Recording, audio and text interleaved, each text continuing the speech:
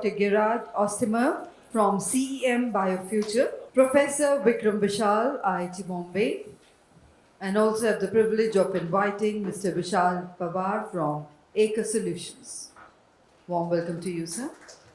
So, ladies and gentlemen, in this session, we will explore the global collaboration opportunities for CCUS, and the time duration for this session is approximately 1 hour.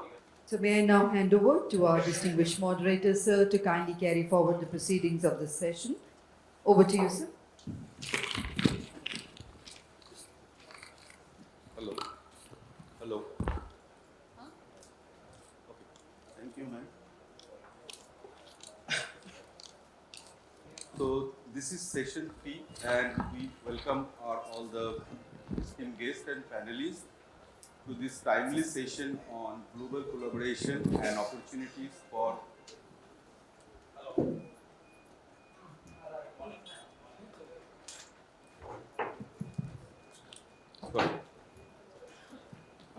our session on global collaboration and opportunities for carbon capture, utilization and storage at this international conference on CCUS hosted by the Ministry of Petroleum and Natural Gas India.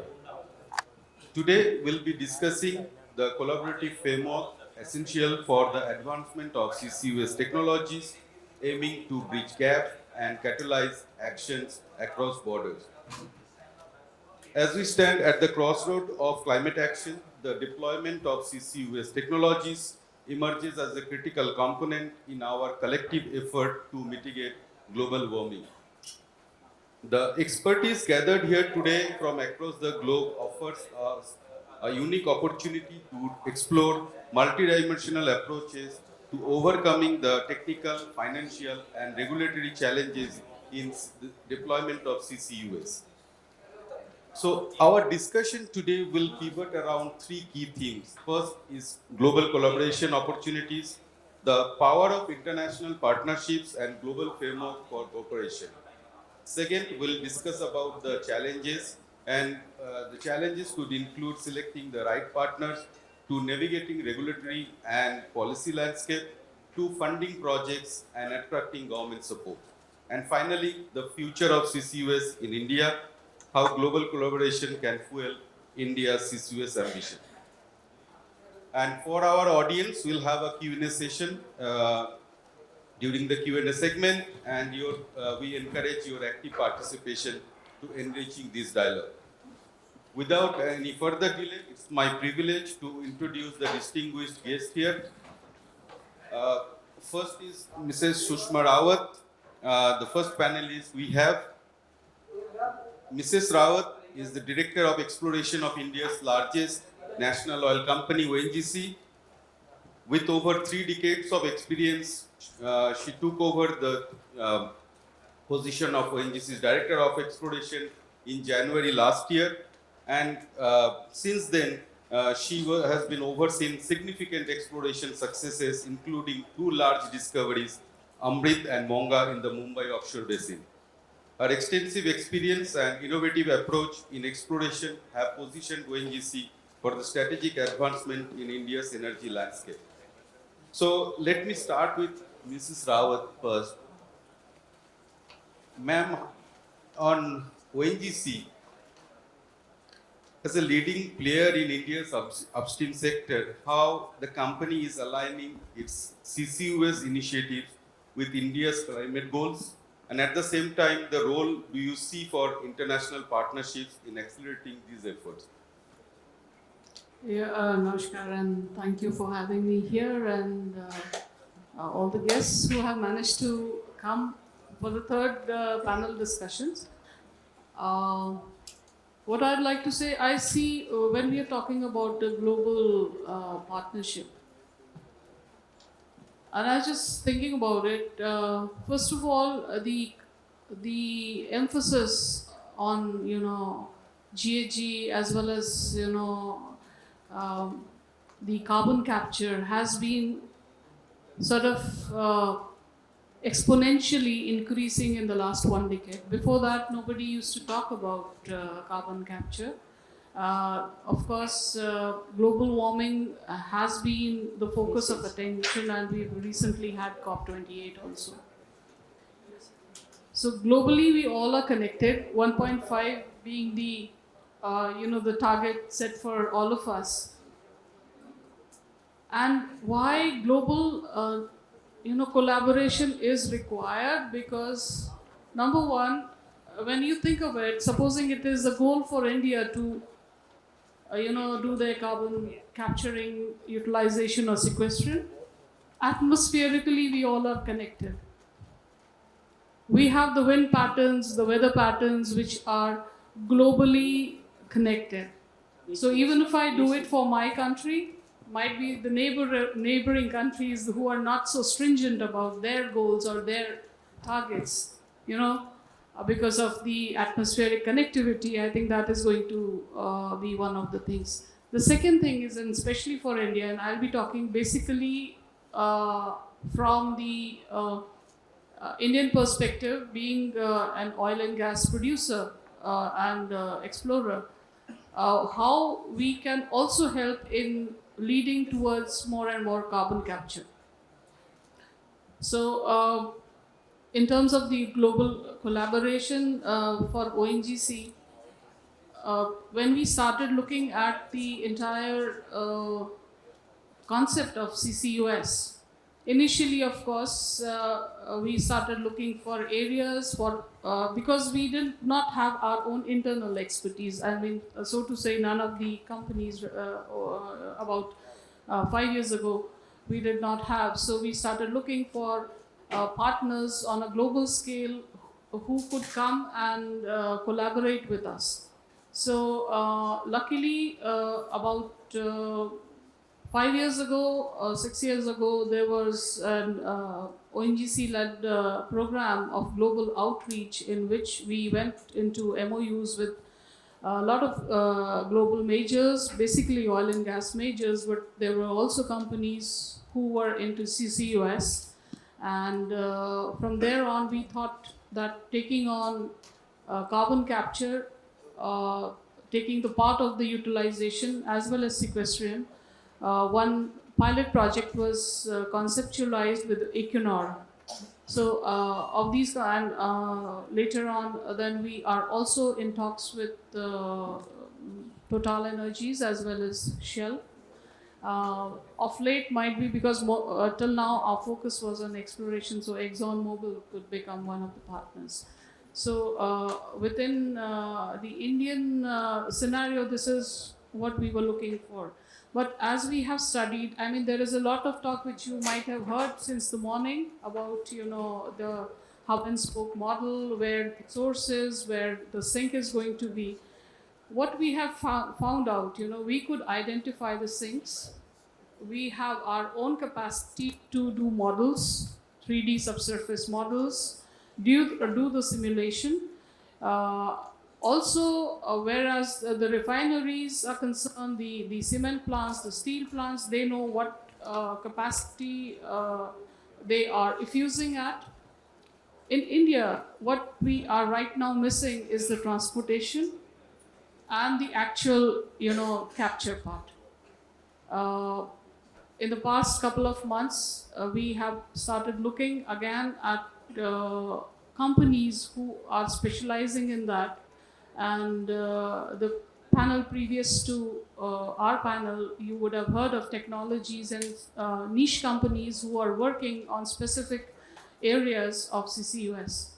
So I think that is the place where we need to go into. The other thing I think I have been emphasizing is the policies and the regulatories which need to come into India. We cannot just copy paste any of the policies from around the globe, because in India we have a different kind of an multi-tiered, multi-layered industry. It is not only the big industries that are carbon sources, but we have a huge sector which is the small scale or the MSMEs. And also, we have a lot of unorganized sector industries which also emit carbon. So, whatever policies come into force, it should not affect that also. So, what we have started doing and being a part of the Niti Aayog's technical committees in the past year, we have been deliberating, and a lot of my co-panelists have been a part of that with under the guidance of Dr. Saraswat. So we have been deliberating on these areas as well as the financial implication. I'll just share with you the collaboration that was started with Equinor, and we included the enhanced oil recovery in one of the fields. So when the techno-economics was done, it was very, very high. So I think some kind of an incentive or a support also is required there, as well as for the global partnership and networking to come into actual force. Support from the government is equally required for these companies to come and operate in India. So I think that is all on my part for the first part of this question. Thank you. Thank you, ma'am. So on that, we wish that ONGC will build that expertise under your leadership. And I would just like to mention one point from here, that one of your peer companies, which is Petronas, the Malaysian national oil companies, in the last few years they have signed a number of MOUs and partnership agreements with various companies. That includes oil and gas companies, technology firms, EPC company, power companies. So they are not trying to, they're not only trying to reduce their carbon emission from their own operations, but at the same time, they are looking to build a commercial framework for offering carbon capture solution or storage solution in Malaysia. So hope you'll you'll reach that stage at some point of time. I'll just add on. I mean, of course, in the bigger this thing that gets lost, in addition to being responsible for the exploration impetus of ONGC, I am also responsible to look after the carbon management and sustainability for the ONGC group of companies. So for me, it's like a dual role, but where I get to look from either side as a producer of oil and gas, as well. Being from exploration, but also for sustainability management. So in that arena also, we have been trying to bring in global players. And of course, one thing which we started in the last year was set the goals of scope 1 and scope 2 for the ONGC, which is 2030 and 2038. And recently, what we started doing was we have now started actually measuring the emissions within ONGC installations. So right now we are, coming up with internal within the organization a kind of a rule book as to which installation is emitting how much, and whether there should be any incentive or a fine put on them so that they try to control the emissions. So it is starting from within the company, but I think is the way it should be brought up on a national level also. Measurement is very important, because then you will have to focus on areas which are the biggest emitters or the largest emitters of CO2. Thank you, ma'am, for sharing your additional perspective. Next is Dr. Atanu Mukherjee, CEO of Dastur Energy, an US-based energy technology firm. He is a distinguished figure in the global energy sector, known for his innovative solutions in engineering and consulting. He worked with various government agencies or governments in the energy sector, including low carbon solutions. He has a long association with various government bodies in India, especially in CCUS segment. He authored various key reports on India's CCUS policy framework, deployment mechanism, and international collaboration. So, Mr. Mukherjee, if considering your company's strategic focus on bridging the technology and policies for scalable CCUS development, can you discuss how your approach to innovation in CCUS is influenced by global policy trends and the partnership or frameworks you believe are essential for driving the adoption of CCUS technologies? Yes, thank you for that question. Let me just give some background in terms of in terms of answering your question, in terms of what we have been doing. So, quite a few of our projects in the carbon capture, utilization, and storage space has been in the United States, where it's a little advanced in terms of its deployment. And so we have some experience in terms of doing large-scale carbon capture systems, probably about 2 million tons per annum and above. Similarly, we have had some idea about policy and policy implications that might drive carbon capture both here in the United Arab Emirates as well as the United States. And I think working with institutions like the NITI Aayog in India, like the ministries, relevant ministries, as well as working with US DOE and some other ministries outside of India, we have, I think, a perspective in terms of what needs to be done. So from that perspective, I think that three things that matter, right, in terms of impact. I think one is the whole thing around how does your technology innovation drive impact? Second, I think most importantly, how does policy innovation drive impact? And third, equally importantly, is how does business innovation drive impact? So I think these are the three fundamental pillars which drive collaboration, which drive the uptake and deployment of carbon capture, utilization, and storage forward. If you look at on the policy front from a perspective of design and collaboration, I think it's important to look at the different perspectives that one may gather and glean from different kinds of implementations that have been successful or not so successful. So, for example, if you look at CCUS and like Madam Sushma talked about, the whole idea of being able to engender a policy regime which drives adoption is very important.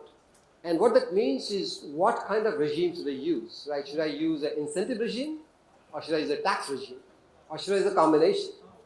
Typically, Europe, for example, has a tax regime, which is one way to go about it, but it has got some effects which may be very impactful in terms of, potential impact on the industry, potential impact on society, and I think that's something one needs to consider. On the other hand, an incentive mechanism is also a tax mechanism, by the way, because essentially you're given incentive based on running a deficit, from the government or institutions, and then the future generations pay it off in terms of a tax. But the advantage with that is that you have the ability to transition the industry or the emitters over a period of time, which gives it sufficient time to absorb shocks and sufficient time for it to grow. So I think being able to collaborate, understand from different perspectives of different countries and nations of what the policy regime should be is very important, right? And what combinations makes most sense given the economic imperatives of the country, the economic imperatives of the companies, the society, the level of society that one is in terms of its purchasing power and its living and prosperity.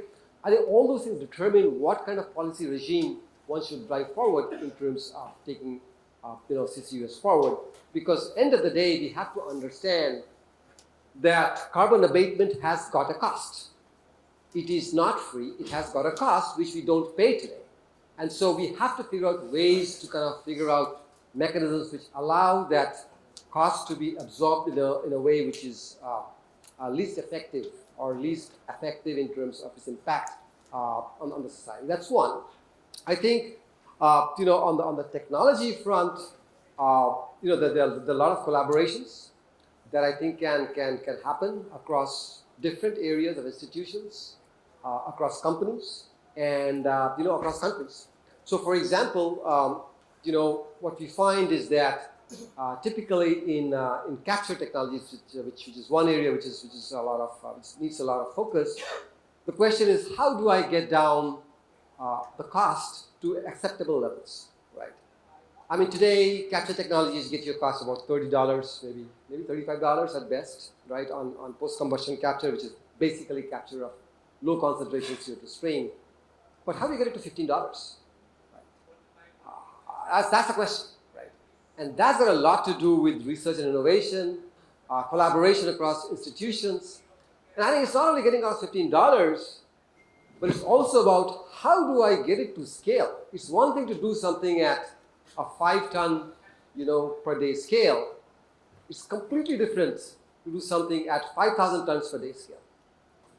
So being able to bridge that gap, right, requires a lot of networking, understanding, collaboration across institutions and mechanisms to be able to get you to the right kind of technology innovations at scale, which allow you the deployment going forward. And that's something which I keep on telling a lot of people is that scale and economics essentially drive adoption. If you don't have scale and economics, right, at the given technology, it's not going to drive adoption, right? Cost of it, just the basic cost of it. So I think that's another area that I think that one needs to look at from a perspective of how you collaborate and how you drive frameworks. And the third, I think, has got to do with business innovation.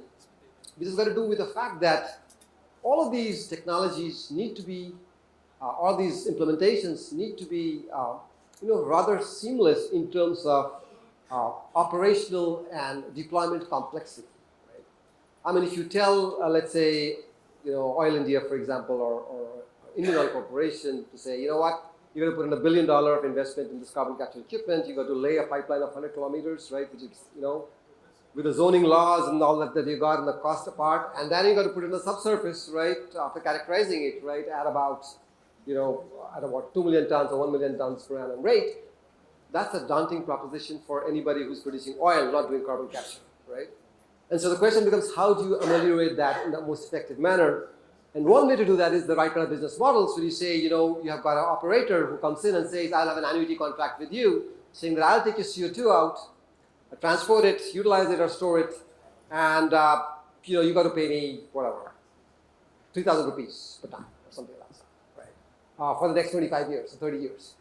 So you change the business model from a capital-intensive business model with the onus on the end client to a more operating business model, which allows for more flexibility in terms of its operation. And then as you drive scale across millions of tons, this model becomes cheaper and cheaper and cheaper over time.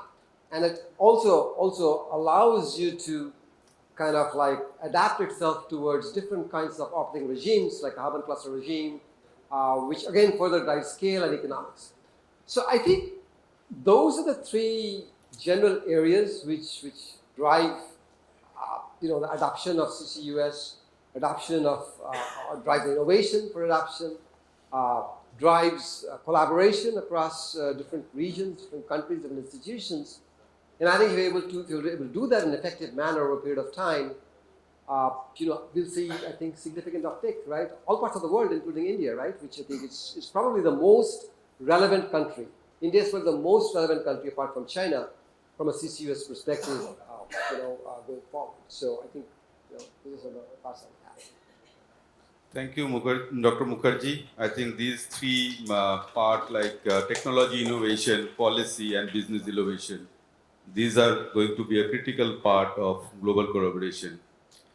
So next is Ms. Guleren Turan. She is the Chief Impact Officer at Global CCS Institute, headquartered in Australia. And with her rich background in energy and climate policy, she brings unique blend of expertise and passion in advancing CCUS technology. One interesting point I read about Ms. Guleren is she is a firm believer of that we can achieve the net zero economy by 2050, but it demands close collaboration between society, business, and governments. With that, Ms. Turan, given your organization's comprehensive view on CCUS development worldwide, how do you assess the readiness of different regions in integrating CCUS into their climate strategies? Thank you very much. And I would like to start by thanking the Ministry of Petroleum and Natural Gas for organizing this event. It's wonderful to be here. The Global CCS Institute is an international think tank that aims to accelerate the deployment of that aims to accelerate the deployment of carbon management, carbon capture, utilization, removal, and storage technologies around the world. And we're present in 7 countries, and we certainly look forward to working with the Indian government and with the Indian private sector to accelerate the deployment of carbon capture and in its various guises here as well.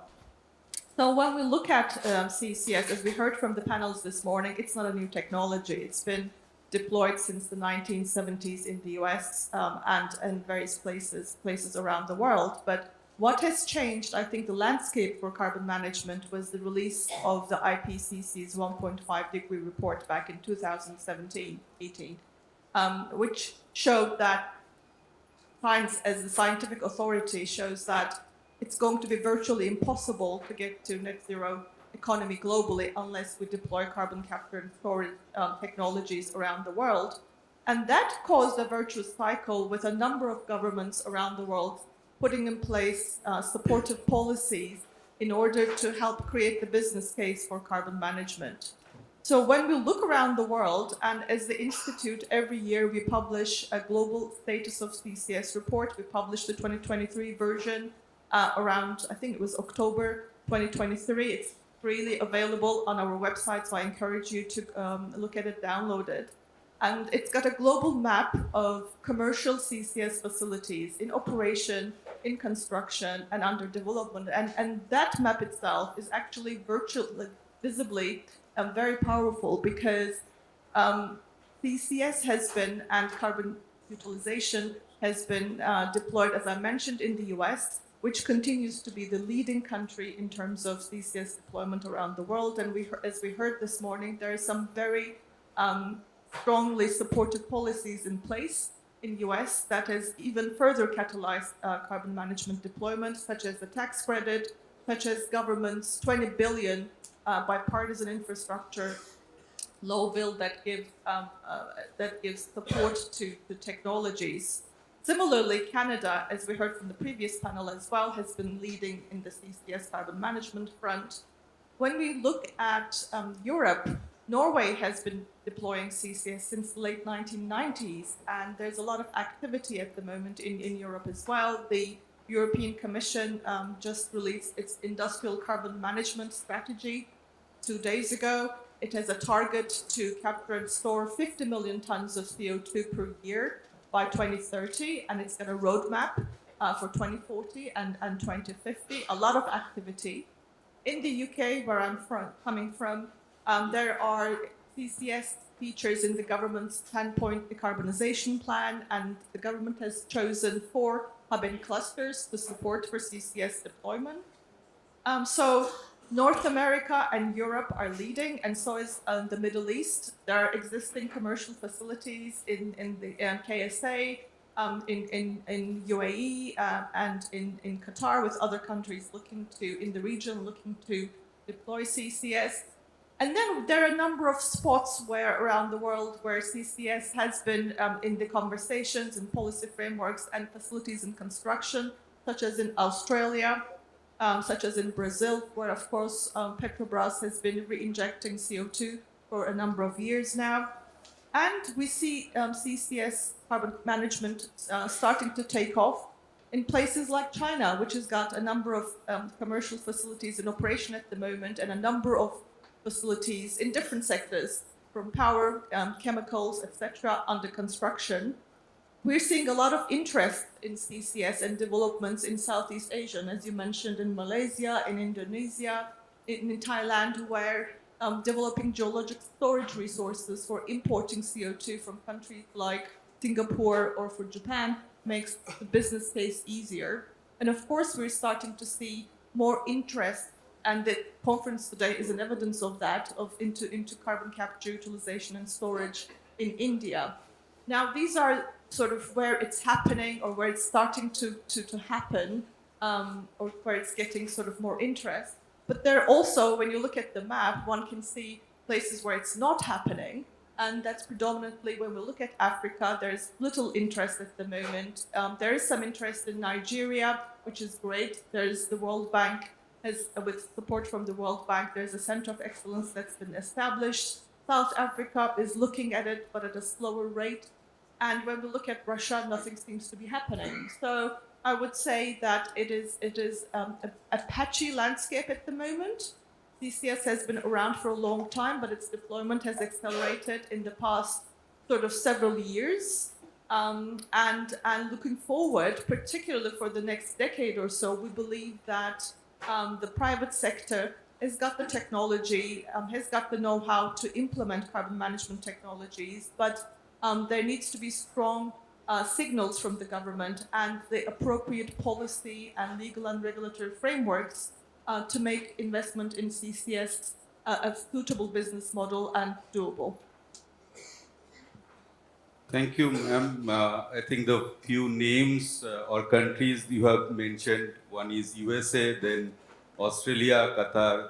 Interestingly, all are exporters of oil and gas. So it's very eminent. Next, I would like to introduce Professor Vikram Vishal. He is a prominent figure in the field of earth science at the Indian Institute of Technology, Bombay. He has been involved in significant work related to CCUS and leads the National Center of Excellence in Carbon Capture and Utilization at the same institute. Beyond academia, Professor Vishal served as an advisor to the Ministry of Power and NTPC during India's G20 presidency last year, which highlights his influence in shaping policies and strategies related to carbon management and energy sustainability in India.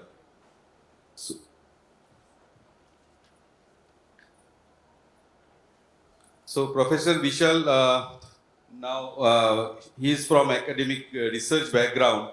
What emerging technologies or methods in CCUS do you find most promising for addressing climate change in India and globally? And how can academia and industry collaboration be enhanced in advancing these technologies? Thank you very much, and thanks to the host for inviting me to be on this panel today. It's a very interesting domain for decarbonization in India because from my personal experience, I did a PhD on carbon sequestration way back 15 years ago, and it's really changing so fast that it's really difficult to keep up with the momentum of CCUS that's happening right now. So the academic fraternity is important for doing research, as you talked about the technologies. I can talk at stretch about it. But it's also important is the kind of knowledge development. And that develops is not just to develop the capacity of doing R&D at the institution itself, but also to exchange the knowledge and to be a knowledge partner and advocacy to big companies and industries and the ministries. So personally, the National Center of Excellence supported by the Ministry of Science and Technology, DST. And similarly, we have the MOPNG's secretariat also on CCUS at IIT Bombay, through which we are advising and knowledge partnership to the ministry itself. So we, in fact, with all the oil companies, ONGC, oil, and several others, we released the 2030 draft CCUS roadmap. And that is one such other document which talks about CCUS for the upstream oil and gas sector in India. And these momentums do not start from nowhere. I mean, it's the right set of knowledge has to be brought in, the right set of advocacy and guidance has to be given. And that does not come unless we have gone in depth into the problem at the first place. So identification of the problem and then what are the possible solutions. And in those solutions, when we talk to the industries, we realize which are the practicable solutions which can be scaled up with the industries. Because as a researcher, we have a lot of luxury of doing research and the time that we have. But with these problems, where literally the world is on fire, and we do not have that luxury as well. So a fast-paced development of R&D around the world is changing landscape of CCUS and carbon management as a whole. We have the global targets of net zero. We have a national target of 2070. The question is, how do we reach that? How do we approach that? So R&D and the academic institutions kind of builds a certain roadmap which can be seen based on the understanding.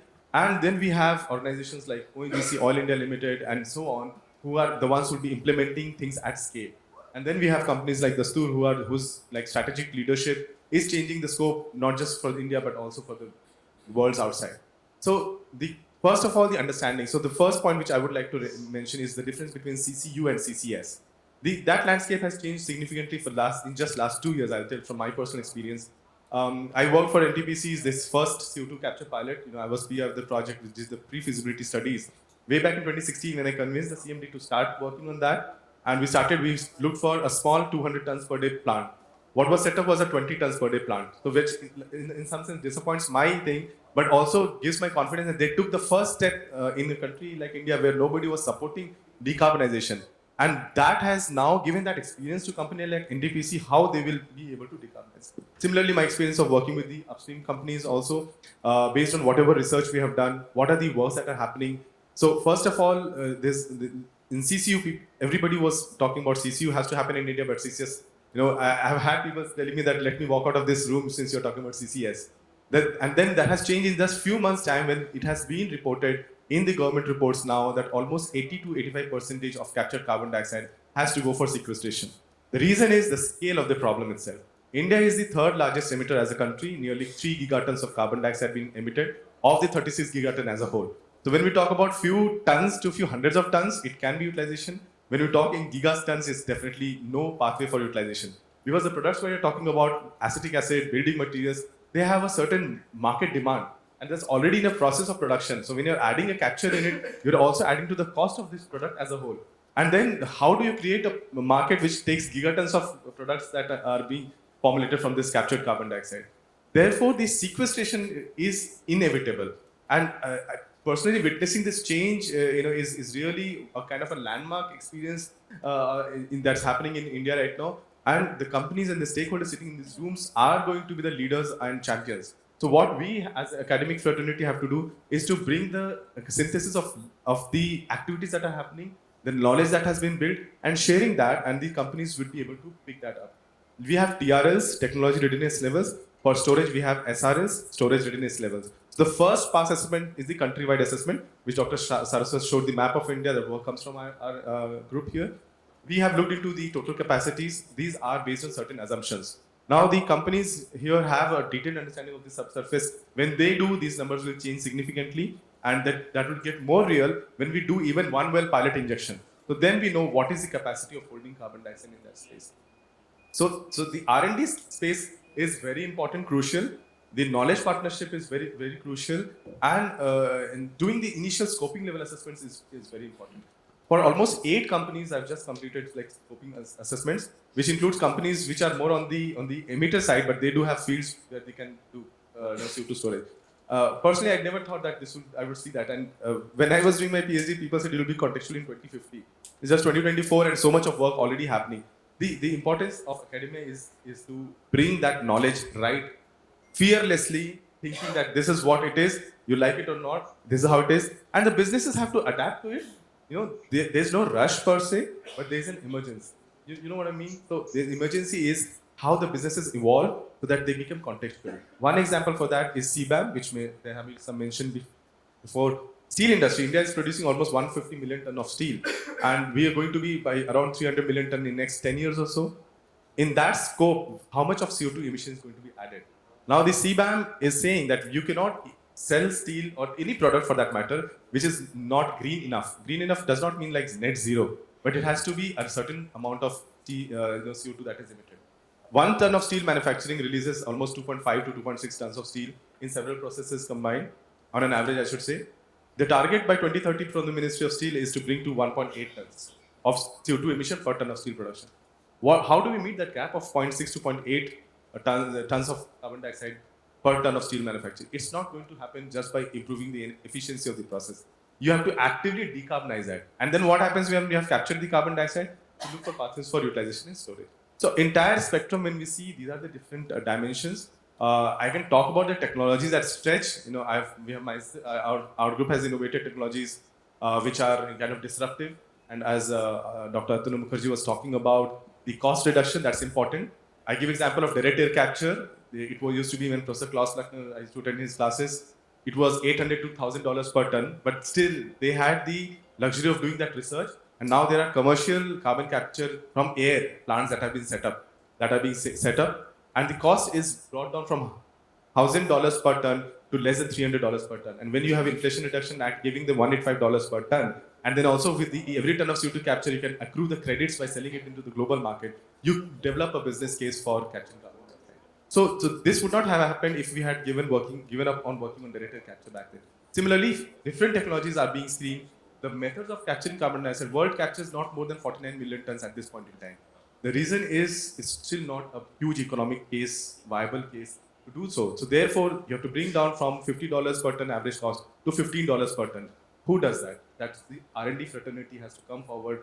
Think of disruptive methods. Think of sustainable methods, scalable and affordable methods. For countries like India, we have not peaked our emissions, but we are still a very responsible global citizen to have made those commitments. And in doing so, decarbonization and active decarbonization through CCUS will play a major role. From our studies, we say around 15 to 30% is the range based on different assumptions will be the role of CCUS in a net zero situation, because India is a coal-rich country. We are, even though the fossil fuel share of coal in the energy mix has come down, the annual coal production is around 900 million tons in a year, which will become 1 billion ton. So even though the percentage is coming down in the energy mix, the total cumulative is going to add, and all this will release carbon dioxide. Therefore, the leadership of these companies is very important, and the role of academia is to kind of give them the truest picture to the best of their understanding. Yeah. Thank you, Professor Vishal, for your thoughtful insight. I think it's great to see that people from academic, they are pushing hard to these operating companies to implement CCUS. Thank you for... I've made lives difficult for people, but I think in the long term, they will understand what I said. So our next panelist is Dr. Gerard Ostermer. I think he is in charge of CEM BioFuture. He passionately fosters partnerships and that drive innovation and boost the bioeconomy agenda worldwide. So he has a presentation today. I think he will share that presentation and his thought on CCUS development and how they can combine the bioenergy with that. Thank you very much. It's a great pleasure to be here. And I want to talk to you today about fuel. Because what we see in the world is the world has gotten increasingly comfortable discussing how to decarbonize power. What does decarbonize power mean? Decarbonize power means literally use technologies in which there's not a flow of molecules. However, as they decarbonize power production through wind and solar, there still remains essential components of the economy that require molecular fuels or molecules in general. And this is now increasing in awareness in the global community, and that's what I'm going to tell you about today is the awareness of countries and different players in thinking about the role of molecules. Okay, so I'll just make this overall point. The challenge when we talk about international coordination and collaboration is that coordination, it's easy to coordinate a small number of people, but in order to have impact, we need a large number of people. So there's this tension that exists in this space, and and I'm happy to discuss this more in the questions. But clearly, we're trying to get up to the upper right-hand corner in the blue, and we have a lot of entities where they have a very broad membership. I work with the Clean Energy Ministerial. You'll see that's on the lower right. And then we have some other entities that have a smaller membership, but they're making real progress. And what we want to do is we want to pull both the breadth and the depth together. Okay, now, I stole this slide from the Nova Institute, and this is a consideration essentially of the entire economy. And what we see going forward is that we're going to have renewable energy, and there's the lightning indicating we're talking about electrons here, and that hydrogen is an interfacial molecule. Hydrogen is a bridge between a pure electrons play and a pure molecules play. And so what we see is that we have CO2, we have carbon capture and use, we have biomass, and we have recycling as sources of renewable carbon. And at the end of the day, we need this entire system to work together. And that is not being addressed, which is why, except for this year offers opportunities to address these things. So Brazil is hosting the G20, and for the first time ever, the issue of sustainable fuels is going to be directly on the table. So Brazil is going to be putting a lot of emphasis on sustainable fuels and building off of the leadership that India showed last year as India hosted the G20, which was the last time I was in Goa for Energy Transition Working Group, but then it was raining rather a lot. Okay, so who is the Clean Energy Ministerial? It's the countries in green. So all of North America, Brazil, Chile, all of Northern Europe, all of Western Europe, South Asia, East Asia, not Southeast Asia, Australia, and South Africa, and also the Middle East with Saudi Arabia and the UAE.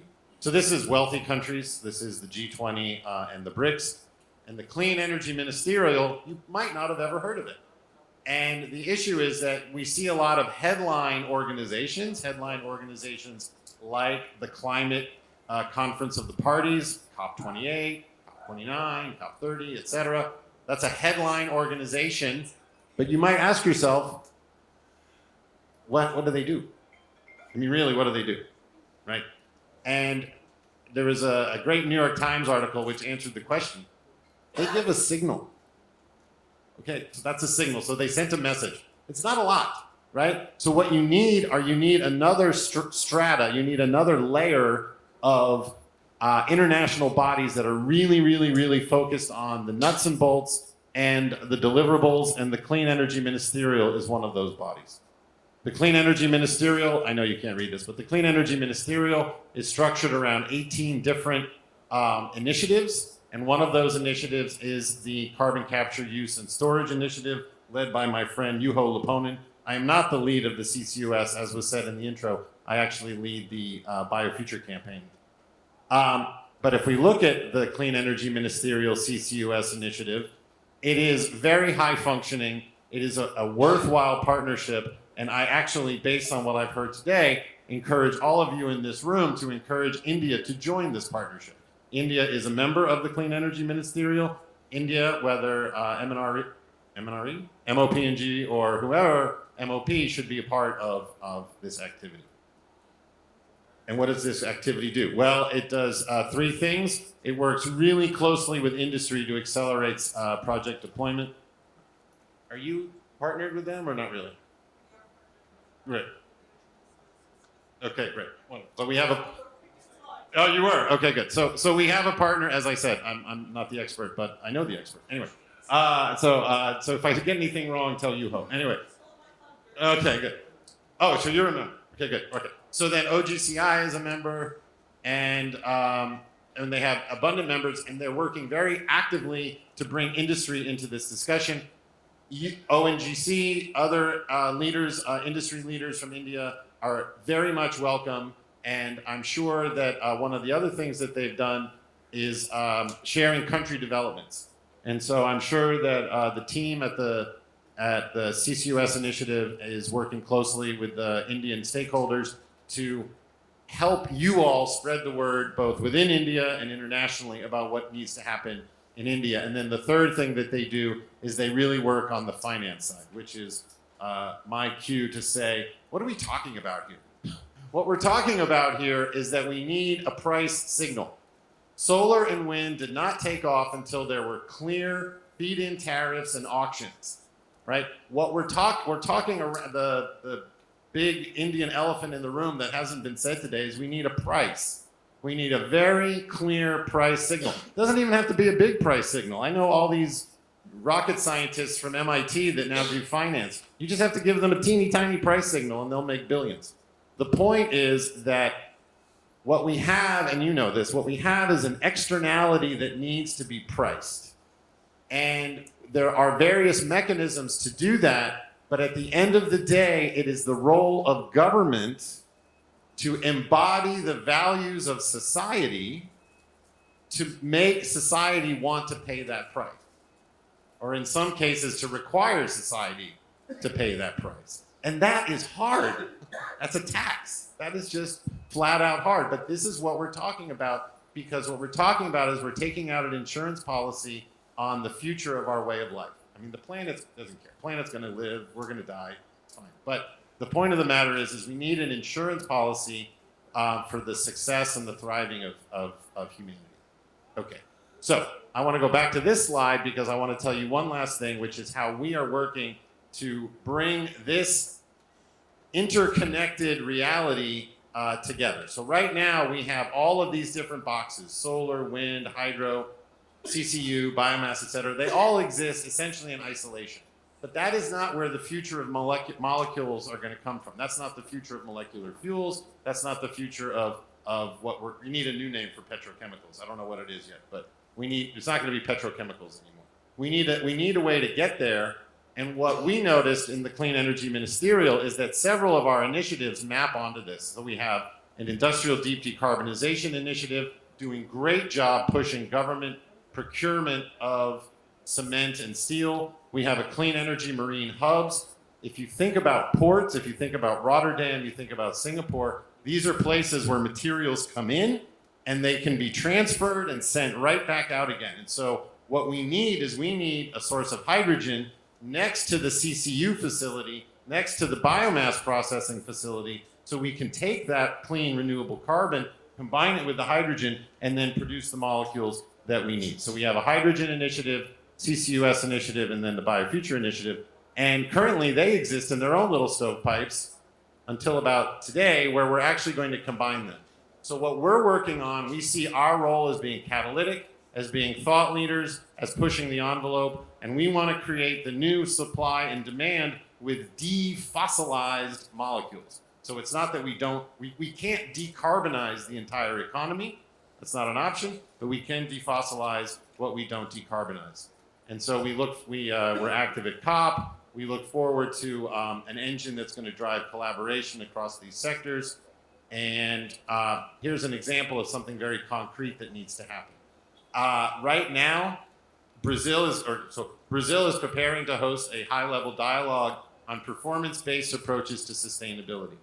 If anybody here was at COP, they know that the use of life cycle analysis, the use of carbon intensity in making policy was in every conversation.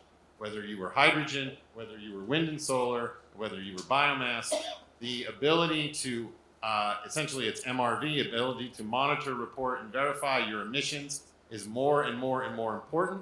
And countries are putting that into their policies, whether it's California, whether it's aviation, whether it's Canada, whether it's the United States. The problem is every time a country develops their legislation, they develop a slightly different way of using carbon intensity. This makes trade difficult. This makes comparisons between countries difficult. And so these are the kinds of things that we think that we as an international collaborative body can assist with. So thank you very much. Pay attention to the G20 space. And I'm really glad that Saurabh invited me. Thank you a lot. Thank you, Dr. Gerard, for sharing this presentation. I think on one of your maps, I think it's good to see more green color on the map. That means that we are moving into the right direction. So next speaker is Mr. Vishal Pawar, and he is the head of process and SAE at Acar Solution. He brings over 2 decades of experience in the hydrocarbon industry and is instrumental in driving company strategic initiatives forward. He is a keen follower of the developments in the renewable industry as well. Mr. Pawar, as Acar Solution, your company has been at the forefront of developing innovative technologies in the CCUS. How do you see this technology evolving in the global market, and particularly where we are talking more about hub concept? And if you can share something with one example, that would be great for this audience. Sure, thank you. If you can put, I think, good afternoon everyone. Much of the context setting is done for the CO2 capture, and I will not get into it much now. Mr. Vikram Vishal, Professor Vikram Vishal also touched upon for the importance of the sequestration because of the sheer numbers we are talking about. And we are talking about 2,800 million tons of CO2 here. So I think sequestration will be the way to go. And so hub and cluster concept will be very handy in this. Multiple emitters can come together and captured CO2 will be compressed and transported to the sequestration sites. So I will just go to the various hubs and clusters across global location. This slide, I think, from the CCS Institute. So you will see that across globally, this concept is being very well studied, and lot of hubs and clusters are being planned across world. We at Acre Solutions are part of the item number 8 and item number 9, basically in the northern area and in UK. So I'll just go to the next slide. Next slide, just. So you will see this very carefully, that a lot of partnership in this project, in this Longship project. And the Northern Light is for the injection of CO2 for approximately 5 to 7 million tons of CO2 injection. The CO2 is being captured from the Norsem plant, which is a cement industry. The capacity of the plant is in the range of 400 million tons, 400,000 tons per annum, that is 0.4 million tons per annum. And CO2 is captured from the flue gas based on the ACC's, our Acre family company, for the capture of CO2 from the flue gas. This CO2 is captured, compressed and liquefied and transported via ship to the Northern Light. Now the other area or the other location for tapping the CO2 is Fortran. This is a climate suit city. Here flue gas from the municipal waste is being tapped and municipal incinerator. The capacity is in the similar range, 350,000 tons per annum, so 0.35 million tons CO2 will be captured from the Fortran, and it also will be liquefied and will be taken to the Northern Light location. Northern Light also has a buffer storage for 4 to 5 days. From there, it will be injected at the very high pressure in the offshore geological sites.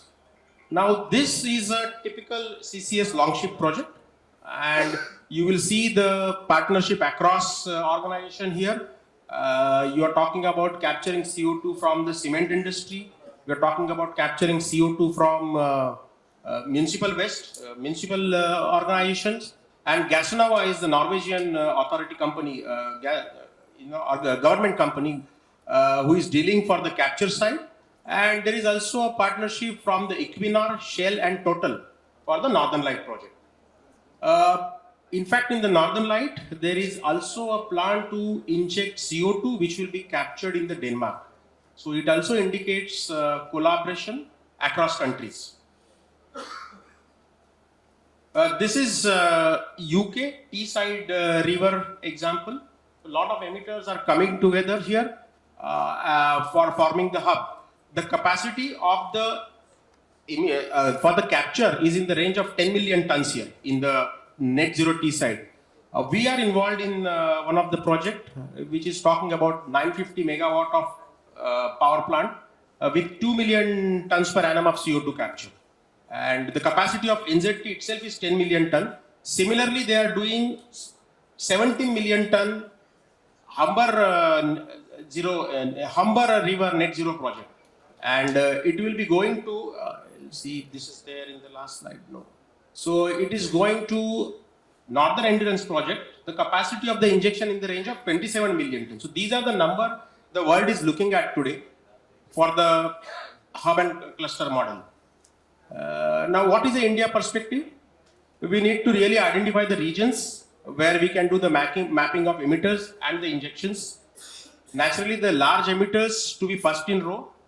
Similar to Norway, we can think of probably a cement plant because cement flue gases will typically have CO2 of around 18 to 20% in terms of concentration. Also, cement industry has a lot of heat which can be used for the heat integration, making the project economically better place. Naturally, the partners from the various backgrounds need to come together, meaning emitting industry, pipeline infrastructure, and EMP and ENP. Because we are not expected to have knowledge all across, right from the capture till the injection. Because if you think that professional from the cement industry are not likely to have operating experience for injection of something in the geological side, but for the ENP industry that comes quite naturally because that is happening for the decades together. So partnering will be very important here.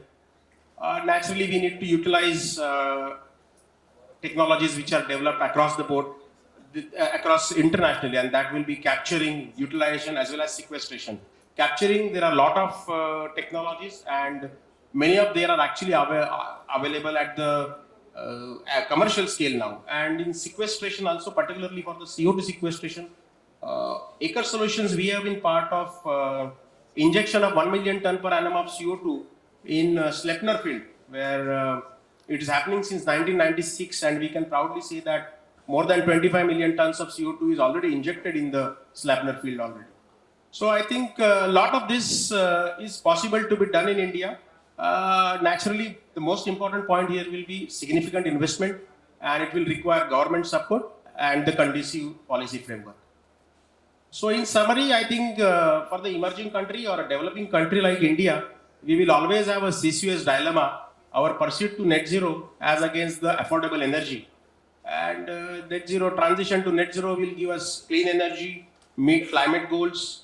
We can go on with the existing plants because we have a lot of life already in our power plants, cement industry, and we can go on with them with the application of CCUS.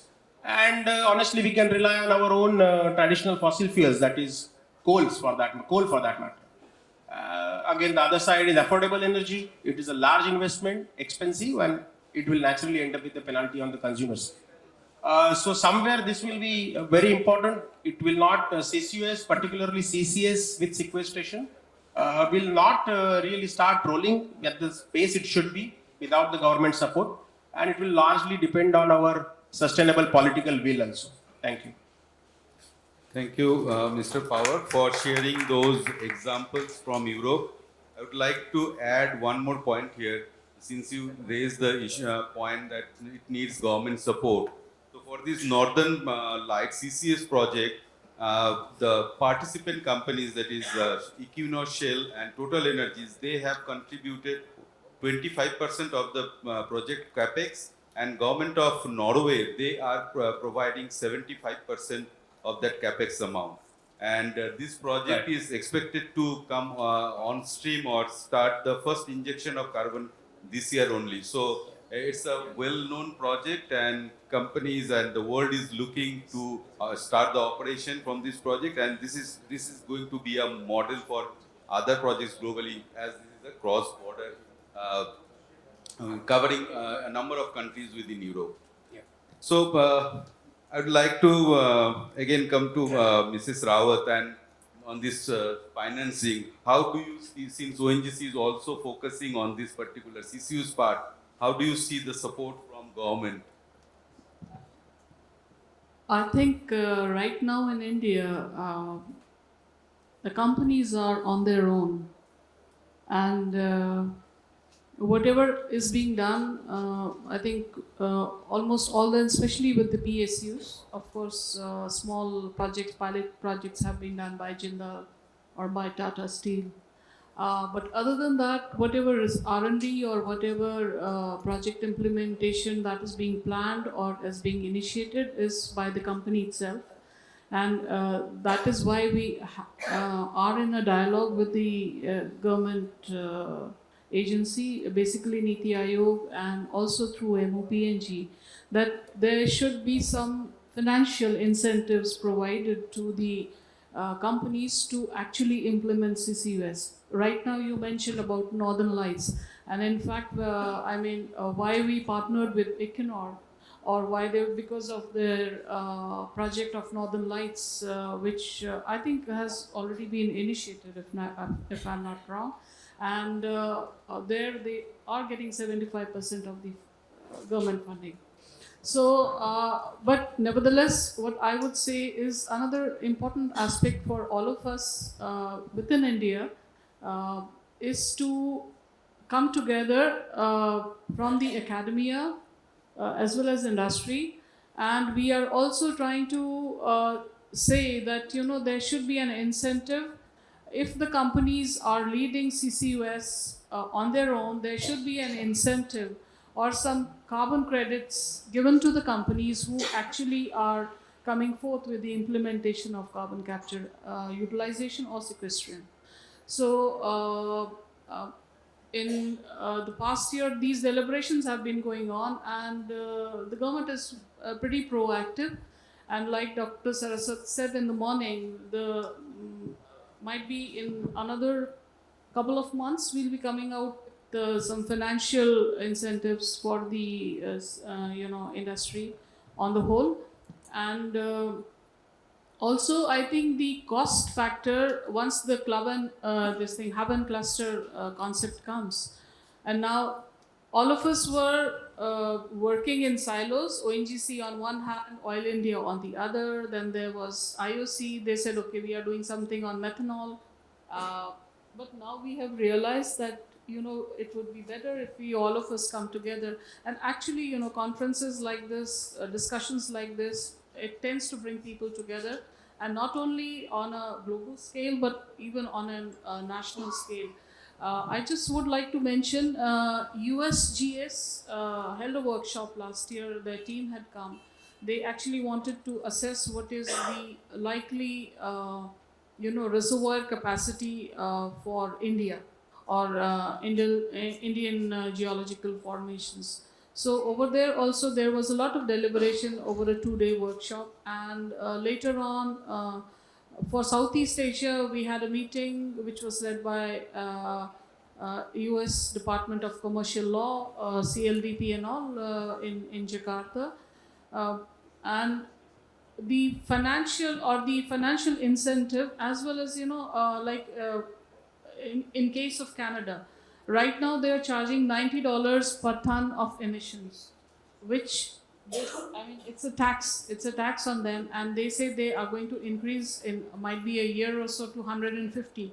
So that tax itself becomes an incentive for any emitter to start implementing CCUS within their company.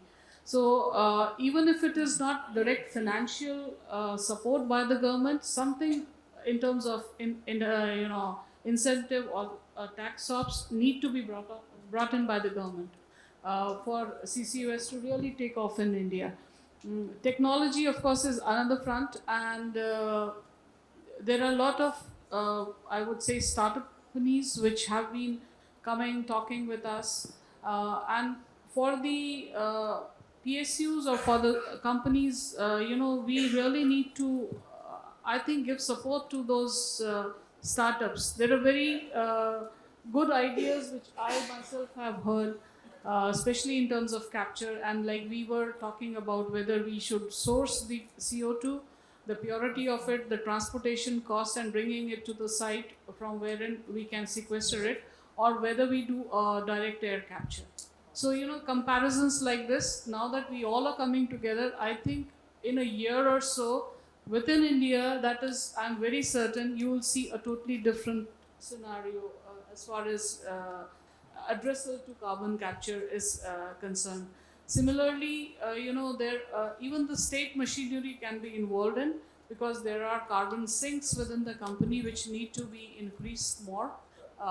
When we talk of clean energy, as the G20 initiative by Brazil, there is a lot of emphasis on biofuels within the country. Of course, talking about ONGC, we have a division for biotechnology, which is trying to increase its footprint within the company, as well as eventually leading to more renewables. And we have a vertical within a year which was started up not only for solar and wind, but for different kind of green energies. So and for this, the networking, and again I'm emphasizing the network, the coming together of different components of this entire CCUS industry, right from the source to the sequestration, has to be at one level, as well as then thereafter only we can come and ask from a global operator how they can bring in their technology. Otherwise it is going to be too fragmented. And of course the policies from the government, they definitely will help. And similarly for the academia, if there is an incentive by the government to the industry, there has to be a similar incentive to the academias as well for CCS to really take off. Thank you, ma'am. So, as you mentioned that you'd like to finance the projects or R&Ds, CCUS, internally, it means that you are hopeful that oil price will remain high. Yes, see, the demand is going to be constant. I mean, we have seen it it's not, changing too much in spite of Ukraine, in spite of what is happening in the Red Sea area. That is going to be there, and of course the demand is there. Renewables have taken up, but they need to pick up the pace. And EVs, yes, we talk a lot about EVs, but again, the petrochem, it's not only the battery charge, or the electricity, which is, we can drive, for the EVs. When you make a vehicle, most of the components come through the petrochem industry. So oil is also, going to be there as a source for all the petrochem components that are required in today's world and the way we live. Another aspect to CCUS might not be on the sequestration front, but on the generation, where we are generating the carbon dioxide from. I think that also needs a check. Yeah, thank you, ma'am. I think in the interest of time, about more than an hour. So if any of our audience have any questions for our panelists, please raise your hand and please mention your name and the organization.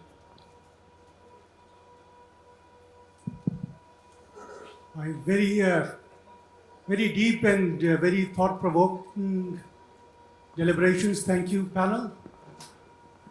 I think it's a comment and a question. The comment is quoting Saint Augustine, who said, "God, I want to be celibate and chaste, but not yet." We are in a situation which Professor Vishal said, our house is on fire and we need fire brigades, and the hoses will not do. The thing that I wanted to talk about and understand from yourself about Northern Lights is they haven't been great on the cost, but what they have done is a huge innovative thinking.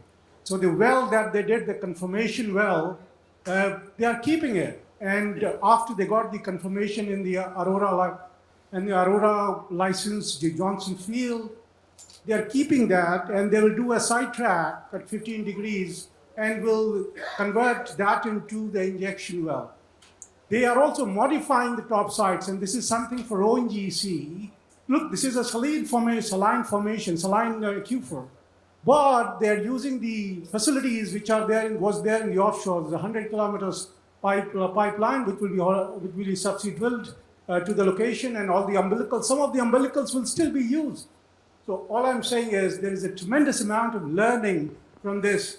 So the cost of that well is some $55 million for the well, which was to confirm, and then only $34 then to sidetrack it and get to the injection point. So these are the learnings from some of these, and more will be talked about. But we need to have a very open mindset and not make a boogie of technology. It is there, and we have to make it happen. Sorry, I made a comment.